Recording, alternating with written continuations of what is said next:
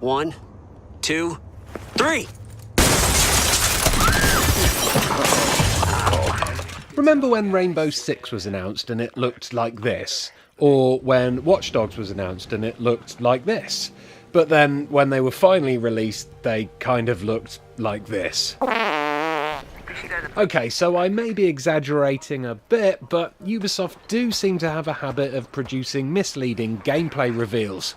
With that in mind, and with a bunch of gameplay and B-roll from a recent press event in hand, I thought it'd be fun to compare the E3 2013 announcement video of The Division with gameplay from a preview build that's very close to the final retail code. Alright, let's check this out.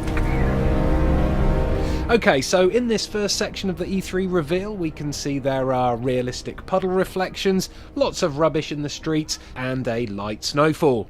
In this footage from the current Xbox One version, which our features editor Martin Robinson captured, we can see plenty of puddles that accurately reflect what's going on around them, although they don't seem as crisp and detailed as the ones in the E3 reveal.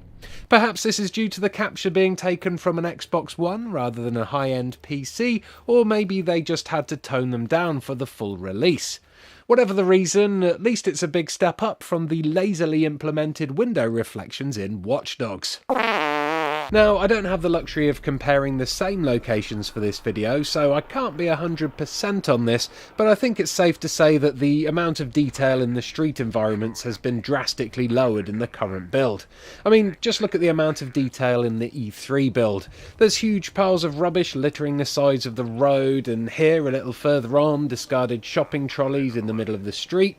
It looks like a massive disaster has taken place in a crowded city and people just dropped everything and ran. While there are piles of rubbish and discarded items in the current version, these streets just look and feel a lot emptier than they do in the E3 trailer, and the positioning of the debris looks less organic. But perhaps that's just me being overly nitpicky. For this final section, let's look at the snow. The way it floats around as it falls on the Xbox One looks pretty similar to the E3 reveal. Again, I'm comparing the weather from two different locations and times of day, but it doesn't look like there have been any shortcuts made here.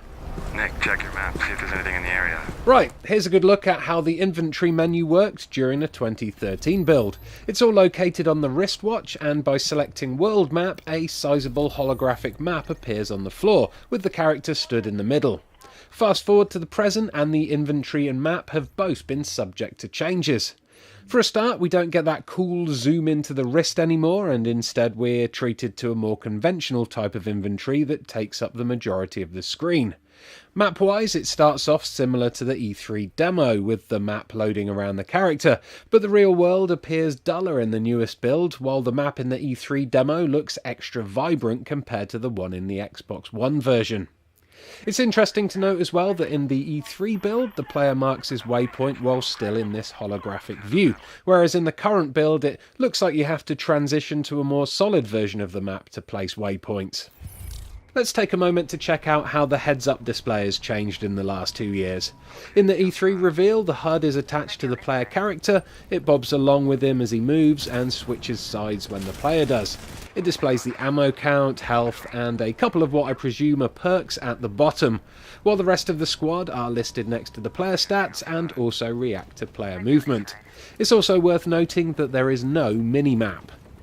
Meanwhile, on the Xbox One version, the HUD seems a lot more visible, especially the orange health bar.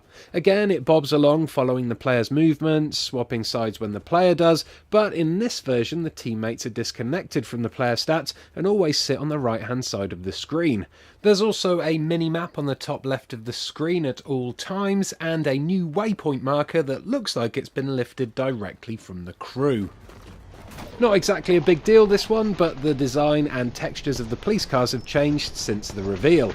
Instead of saying NYPD, they now say Police New York City, which is probably just something they had to do for licensing reasons. Hey guys, what's up? Oh, what's up, Chris? Welcome to the battle, dude. In this section of the E3 reveal, we see a player join the game who is controlling a drone using a tablet as a second screen. I asked Martin if he saw anything like that in the build he played. He said no, and that he hadn't heard anyone from Ubisoft mention it at the event.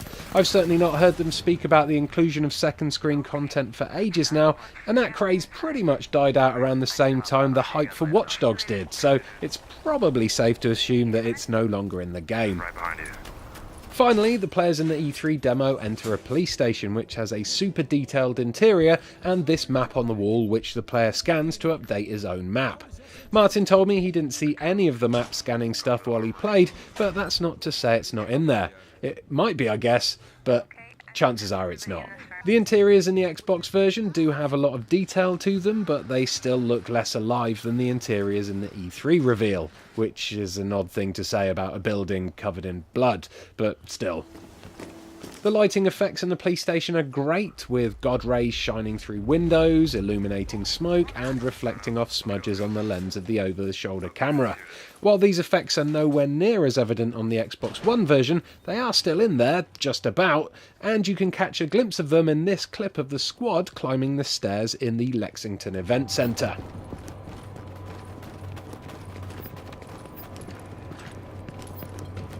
So, in conclusion, while it's fairly safe to say that the graphics have been downgraded for the final release and that some of the UI elements have been changed up completely, the game is still looking pretty damn good, with the meat of what was shown at the E3 reveal still present and correct.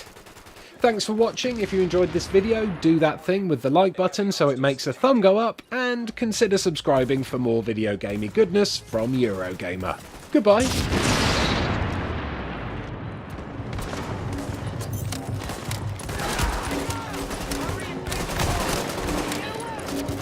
Yesterday, I found myself in something of a unique position. Whilst I was at the HQ, the new champion, Jin, was revealed publicly, and that meant I got to meet up with August Browning, the champion's creator, and talk to him about what it's like to reveal a new champion to that many League players.